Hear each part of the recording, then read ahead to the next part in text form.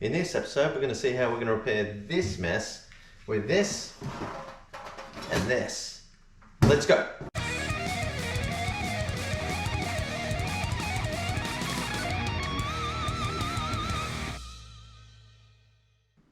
Hello everyone, welcome back to another Rob's Garage video. Thanks for tuning in. If it's the first time here, welcome. My name's Rob and this is my garage and I'm working on my 1969 Falcon project. To give you some idea about my background, I'm just a DIY guy in my garage here working on this car. Don't have any formal qualifications or anything.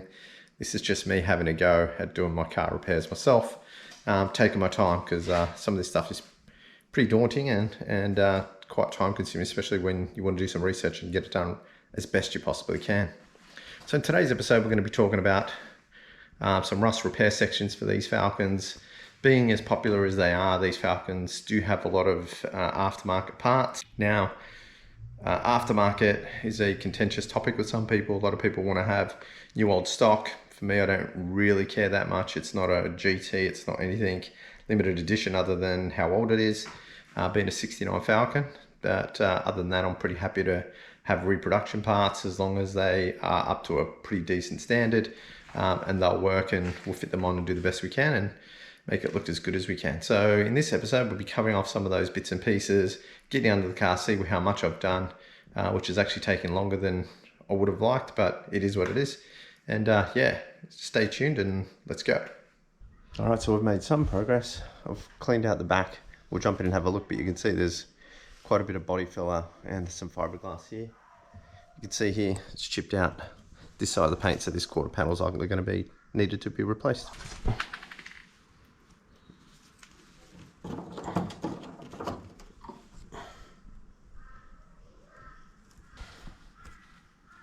All right, so when we look underneath, I've cut most of this, the worst bit out.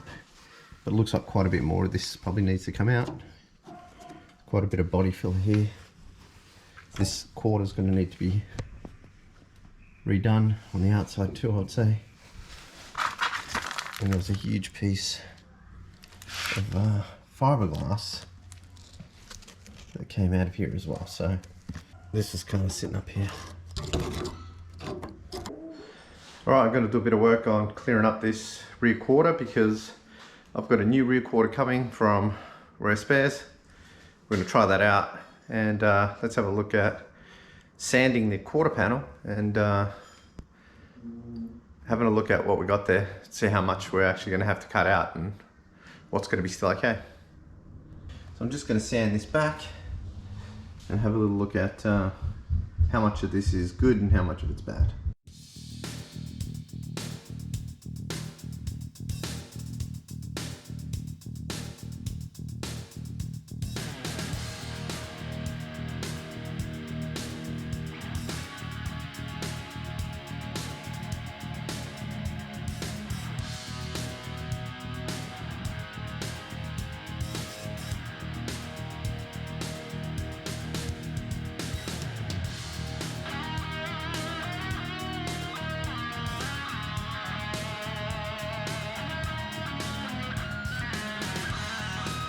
Alright, so I've already started work on the back section and that means some panels have to come. I've got the quarter panel coming from Resto Country. Is it Resto Country something? Yeah, I believe they're still Rare Spares panels, but I just bought them through eBay. And that's for the outside quarter on the left hand side.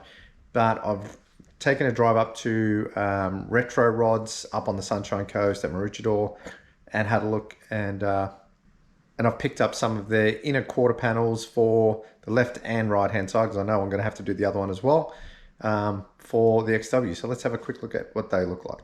Okay, so here is the left hand one. I didn't bother getting the right hand one out, but you can obviously imagine it's a copy of this, but the other side. But you can see that the pressings they've got in, they're coated in some sort of black coating. They've got this, they've got the press fits in here like this, match the how the factory has them. They look really good actually. So I've heard good stories, good things about Retro Rods. So yeah, I'm going to use this to cut out the existing one and fit this back in. I don't know if I'm going to use the whole thing or I'm going to use just the bottom. I'm not sure yet.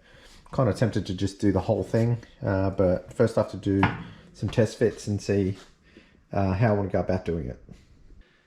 Okay, so the quarter panels arrived too for the rear of the Falcon, so I want to give you a quick look at that. Now, one of the things about these quarter panels or any rust repair sections for Australian Falcons or, you know, Holdens and all that sort of thing is reproduction stuff, and everyone wants to have new old stock, obviously really hard to come by, but you know, sometimes you can't find it, you just want to move on. That's kind of like where I am. I've bought some stuff from Rare Spares.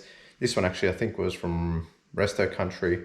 But you know, you get the drift. You buy it from people who remanufacture some of this stuff and hope that it fits okay. Now, I wanted to give you a look at what a rear quarter panel for a Falcon looks like, because if you're doing one of these for yourself or you want to buy one and you're going to get someone else to do it, at least you've got some idea of what it kind of looks like. Now, I'm not a professional, I'm not a panel beater, I'm just a DIY guy in his garage, so you know, take what I say with a grain of salt, but at least this will give you a little bit more detail than pretty much what you can find online. You'll get a lot of opinions and stuff.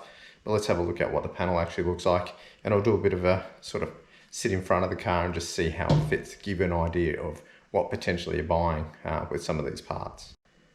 This is the outer quarter panel for an XW-XY Falcon. I can't remember if it's XR or whatever, but at least XW-XY. This was from Resto Country. I believe it all comes from the same place, whether you get it from Rare Spares or whatever, but I wanted to give you a bit of a closer look at what these look like. Here's the underneath. You can see there's a stamped imprint there. You know, you've got this recess. You've got this lip here. It goes around. Obviously this will do quite a bit of the rear quarter, depending on how bad it is. So you've got your bit here that you can join up. You know, you can actually spot weld all this, at least this bit here, because you'll see at the back, there's actually a section where you can do that, join it all together with the other panels, the three pieces that fit together. I think it's the inner, outer, and the bit at the back. But it looks pretty good from here. Obviously, it's really hard to tell until you start cutting your panel up and have a look, but at least this way you'll get an idea of what this actually looks like. Okay, so I've got the panel here. I'm going to do my best to fit this on. Obviously, it's not going to fit perfect because this needs to be cut out.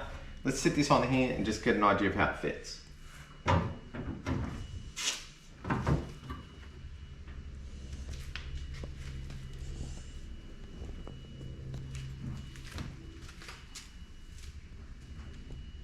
Okay, so there's not a lot of space when you're underneath the car to do the boot, and I have to obviously sand all that rusted surface and trying to get an angle grinder in there. Well, I probably can do it, but it's kind of a bit difficult. I thought I'd get myself a Rolock style, I think they're called, Rolock style sander. This is an air sander, so you can use this with a compressor. Let's take a look at that, and I'm going to try this out. All right, so this is the Industrial Micro Air Sander, 75mm. It's a 75mm disc, which you can see I've got some discs there for it. It's got a 2-year guarantee on it. It runs at 17,000 RPM and needs 340 litres a minute, so should be good with the compressor I've got, because I think that does over 400 with all 4 motors running. So it comes with this the handgun here. So this is kind of small, which is good. It's kind of what I was after. So it's a high-speed sander. It doesn't actually have the max speed on here. 3-inch air high-speed sander. I think it's in the instructions, but it does have variable speed on the top here, so you can adjust the speed. It has a variable trigger as well, which is pretty cool. So that's the gun. Also comes with a little tool there, I'm assuming, to adjust the end bit. Has a little backing plate. It's kind of made out of rubber. Max 20,000 RPM. And that's all that's in the box. It's got the instructions, which I haven't looked at. And that's it. So what I actually thought we could do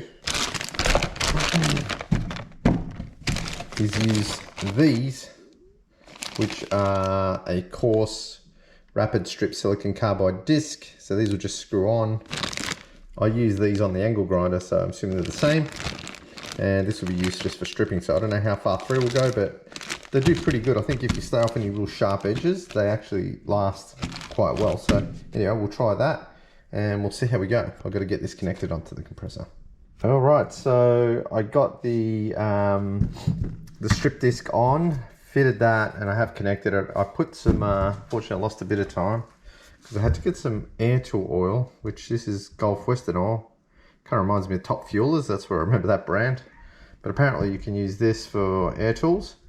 So I just put a bit in here and then just used it a little bit. So got my air compressor going, jumped under the car and tested it out.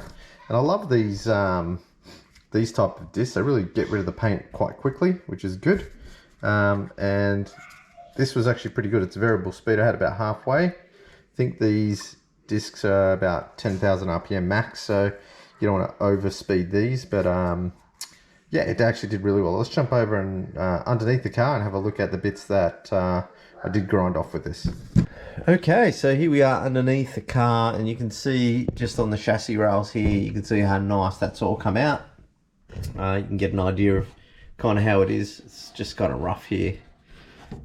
This just cleans it up really nice, and then I can put some undercoat on there. So I'm just going to do this across the whole bottom of this. Have a look under here. We can see that.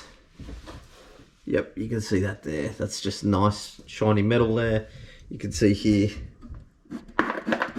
yeah, just bits and pieces are falling down. But you can see how nice that just comes up. So it's just a matter of using that row lock, little sander, and you can fit that in here pretty easily and just work my way through here. I'm sure there'll be some bits here that are a bit tighter, but we'll make that work. And you can see here, already started cutting out this, but there's a bit more to go before we're ready to finish that off. All right, so I'm going to start to wrap up the video here.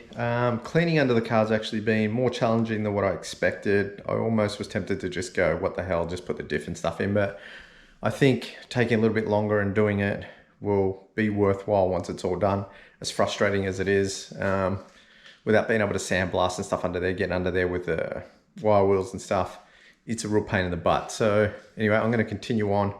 I'll just do it on my weekends. It's pretty hard to do it at night without making too much noise, but I'll keep cracking on and we'll get there when we get there. As far as the repairs go, obviously pretty challenging, pretty daunting actually for me, if I have to be honest. But we're going to take a step at a time. I'll take me time. I want to get this right, do the best job I can, and yeah, we'll get there when we get there. But anyway, if you stuck around this long, I appreciate it. Thanks very much for watching. Like and subscribe if you like this sort of thing. Leave questions, comments down below, and we'll see you guys on the next one. Take care, everyone. See you next time.